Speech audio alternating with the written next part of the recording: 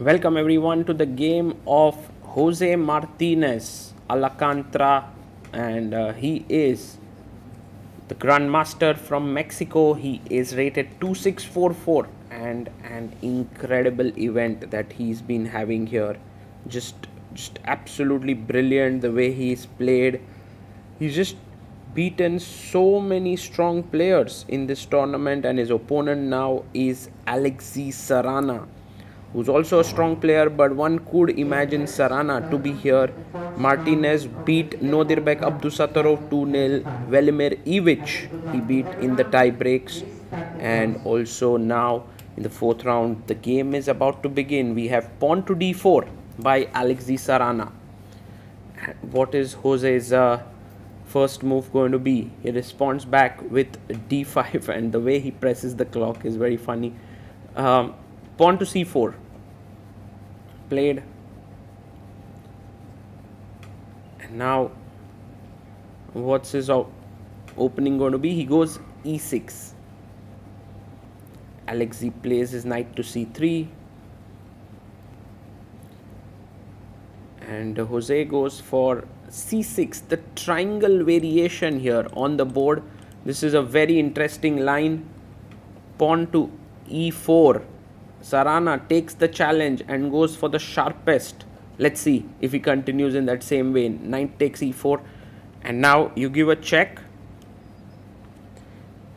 And very sharp line is bishop d2, but knight c3 is also one variation which Magnus played with Vichy. Yes, he goes for bd2, the sharpest line here, where you sacrifice a pawn in the center of the board and you give up your dark squared bishop. So look at this. Bishop takes b4, and now queen takes e4, check, and you will see that this bishop looks at all the dark squares here, and taking this pawn is like suicidal. Bishop f3 followed by knight e2 would be very good. So knight a6 first, gaining a tempo over the bishop. There are three moves: bishop c3, bishop d6, and bishop a5. He goes for bishop a5, threatening a mate in one. That's how direct this opening is. You're just threatening a mate on move number 9. And now b6 looks most natural, but f6 is played, allowing this check, but the king goes to f7 and is completely safe there. So he goes knight to f3. Just brings his knight out, Alexey Sarana. And Jose, how deep is his preparation here? Because it's a sharp line. He goes b6, pushing the bishop away, and here he plays knight to d2. Now very important moment, because if you take here, I have bishop f3 and the c6 pawn is hanging. So in comes the move queen f4. The plan is to get the queen back to c7. Bishop check, provoking g6, and he plays it. Now one of the things that happens in this opening, by the way, bishop pawn to c6, pawn on c6 is hanging, is that, oh, he gives an intermediate check. If the queen comes up, you trade it, and that's completely fine. King f1, and now queen to c7. So black is having an extra pawn. White's development looks really good, but white has to constantly try and prove the compensation he has, and that's a little bit difficult. e5. By the way, the players are following the game between Shankland and Aditya Mittal that happened this year. Knight e4, I think it was Sharjah Masters maybe. Threatening a check here, and he plays bishop to f5. And now the best move is queen a4, attacking the knight, looking in this direction. And Jose gets up, look at his time, 1:34. Sarana still thinking, he goes for a check, knight d6. Now this is a small mistake. It also was played in the game Shankland versus Mittal. King f8, good move. And now knight takes f5. And you take g takes f5, and everything about black's position looks wrong. White has the bishop pair, the knights are misplaced, queen a4 attacking the knight and the pawn. But one thing that is in black's favor is this central clump of pawns. They're very strong. So knight c5, Look at Jose's preparation. Oh my god, he's just blitzing his moves. Queen takes c6. He takes.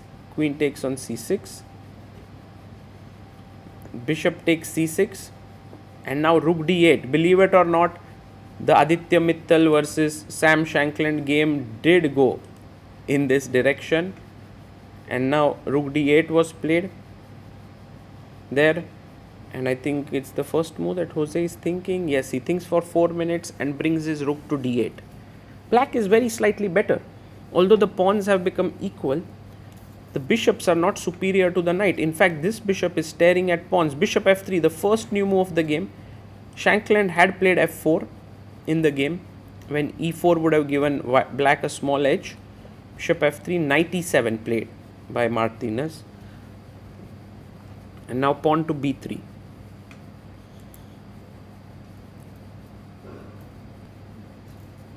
And black now has to decide how to continue.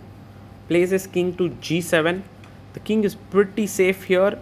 Also separated by the bishop by these two wonderful pawns. And rook e1 played. Just trying to look at these pawns in the center.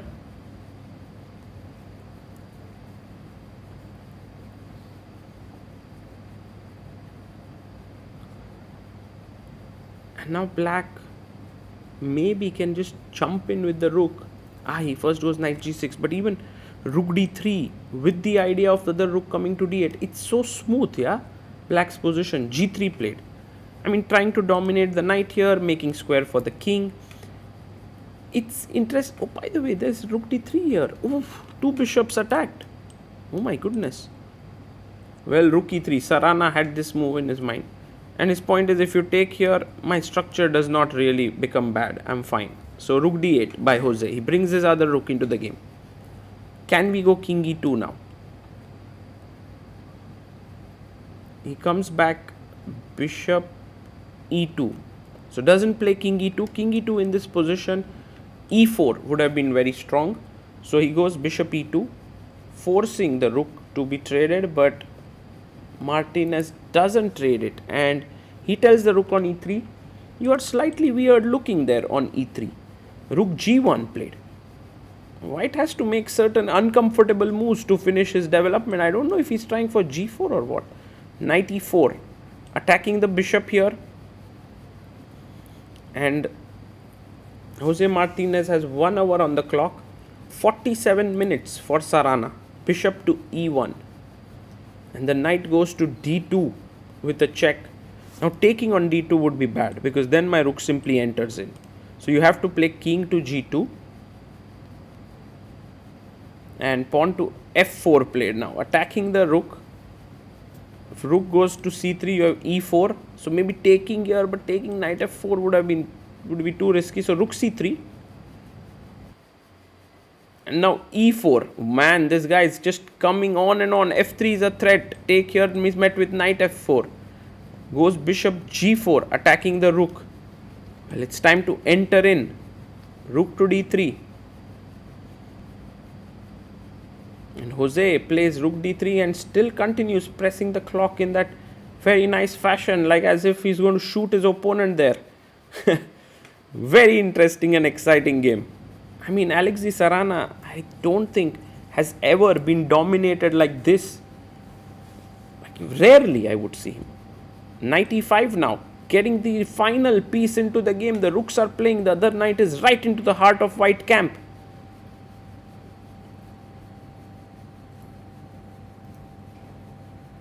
And Jose thinking there, rook c2. Goes knight e5, plays it. Wow, what amazing play here. And now f3 could come in at any point. Knight f3 is also on the cards. He goes bishop f5, maybe hoping for takes and take on e4, but just knight f3. Again the best move, attacking the bishop, attacking the rook, and bishop e4 taken here. The reason is, if you move your rook, I have knight d4 with a double attack. So that's the reason why bishop e4, knight g1. Bishop takes d3. He goes knight to f3, attacking this bishop and this bishop. Wow. Wow. Bishop c3 played. But isn't this like hanging? He wants to take gf4. Rook d3, gf4. No, he goes b4. Well, because gf4 there is knight g6. The knight is defended here. So b4, knight d4 played. And now black is just a piece up. Bishop takes d4 played. And the most simplest way is f3 check. And if king comes down, rook d1, and he resigns. What a game by Jose Martinez. Man, this guy is playing just incredible chess here. He's beaten Alexey Sarana with the black pieces and is making a very, very strong claim in this tournament to win it. We actually caught up with Jose at the end of this game and got to know his thoughts about this victory.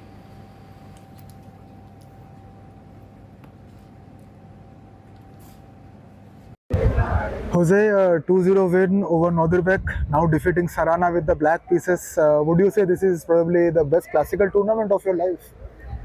If I consider I didn't play a lot of classical chess since pandemic, yeah, this is for sure by far. Actually, my best tournament maybe was the World 18 Youth Championship I won, but this is elite tournament. This is a prestigious, one of the most important and most strong tournaments in circuit. So for sure, this is my best run, and I will do my best to continue that, surpass that. And a great win today with the black pieces. Tell us about some of your preparation for Sarana today. How did you view him as an opponent, and did the prep work out today? Yeah, Sarana is a strong opponent. Like he's well prepared, so well prepared theoretician guy.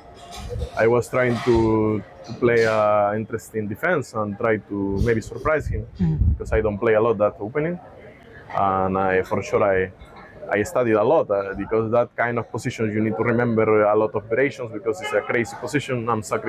White is sacrificing a pawn, but he's trying to compensate. So yeah, there are a lot of to remember. Hopefully he get wrong with 96, 95, and then I take the initiative. And where exactly did he went wrong, you thought? Because I think you got a slightly better position in this endgame. And then where did he fall apart, you thought?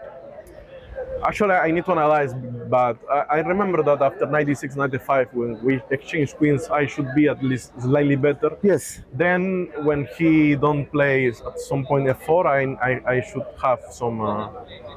Okay, I didn't calculate until the mate or until I won the piece, but all my knights on my rooks, if I combine all my 4 pieces and I avoid his coordination, I should have clear to decisive advantage. But I was for sure calculating a lot of things.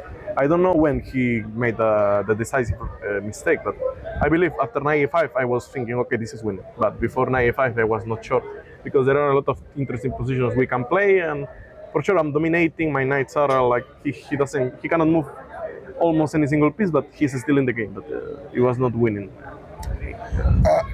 A great win today. And tell us a little bit about your game 2 against Nordirbeck also. We actually tried to catch you for an interview that day, but we missed you. I remember Sagar mentioning that he was very impressed with your play in his commentary video. So if you can share your thoughts on that game. Yeah, actually I try to play Alapin because I think it's the opening I know most, and also is sometimes solid, sometimes it's ambitious. Depends how black plays. He tried to create some complications. That's why he gave me some advantage, but then I didn't capitalize. Okay, what's crazy ideas I need to find? Some G4, I don't remember. I remember G4, G5. But then he equalized the game.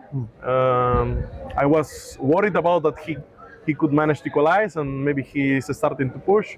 But then I maintain the nerves, maintain the position, prophylaxis in every single part of the board. And when the critical moment happens with G5, hopefully I calculate a lot, I calculate precisely, and I hold all the threats, the ideas he had against my king. So that's how after almost before the end, he just didn't accept the draw because it was a repetition. He tried to bluff, and then I punished him. That's why I won 2 games. Like he could draw, but that draw doesn't help him to equalize the match. So.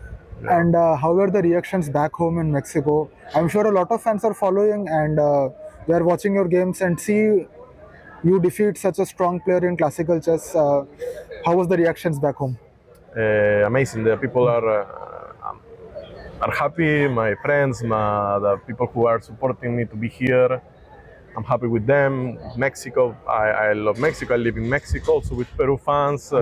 Even if I'm not representing Peru, still I enjoy a lot of people who are saluting me, congratulating me.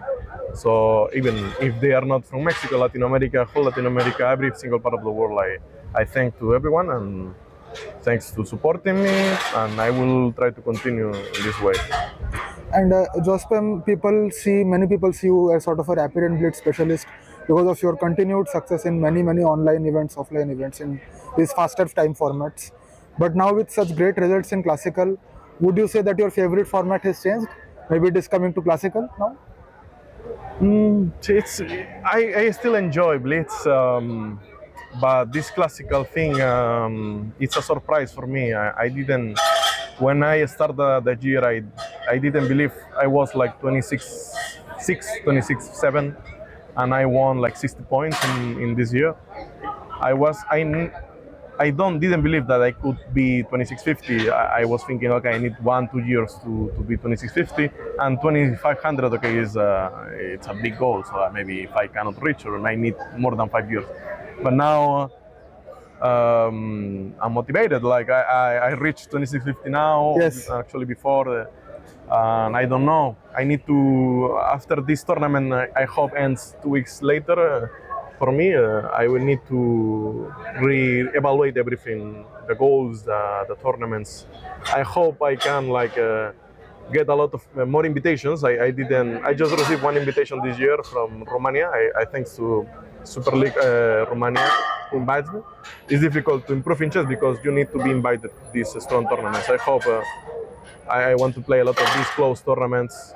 I don't know. That doesn't depend on me, but if I don't receive that invitations, I will be hard for me to win rating. I will need to wait the Grand Swiss. I will need to wait the World Cup, these strong tournaments, because if I play like random open tournaments, I need to actually play excellent chess to win rating, because I need to beat almost every single player to win 2-3 points of rating. So that will depend. Doesn't depend on me. Doesn't depend of my sponsor. If I get invited, I will see. This is world of chess. You cannot win rating if you don't get invited. So I am not. I need to wait for it. I'm sure many organizers are watching this tournament, are seeing your brilliant play, and I surely hope you will get more and more invitations. Maybe if they are worried because I'm from Mexico, they need to pay the ticket. Okay, don't worry about the ticket. Thanks to my sponsor, who is an amazing person, who is supporting me, that ticket is not a problem. I can be in Europe at some point. If they worried about, they need to take me from Mexico. I can be in Europe or in Asia. So just for them to know. Who knows? Huh? Can you tell us a little bit about the sponsor, if that's okay? Is it a secret or like? No, the sponsor is a private sponsor. It's Tax Business, which is a tax company from Mexico, who create last year. I don't know to say a foundation, but they are supporting a lot of talent from Mexico. I was the first, or maybe the second player who was supported, but now they have at least 20-30 hits, and the second best player in Mexico, myself, the third, and so they are supporting a lot Mexico. They are organizing actually one tournament in Mexico. Actually, in Mexico we have a nice tournament with nice prize funds and a lot of players. So I hope Mexico someday can be a big country of chess. Now is organizing things in organization things. We are because we are organizing a lot of tournaments in the whole year. But in terms of GMs and level, I hope one day we can compete at the best. Absolutely, I really hope that you can.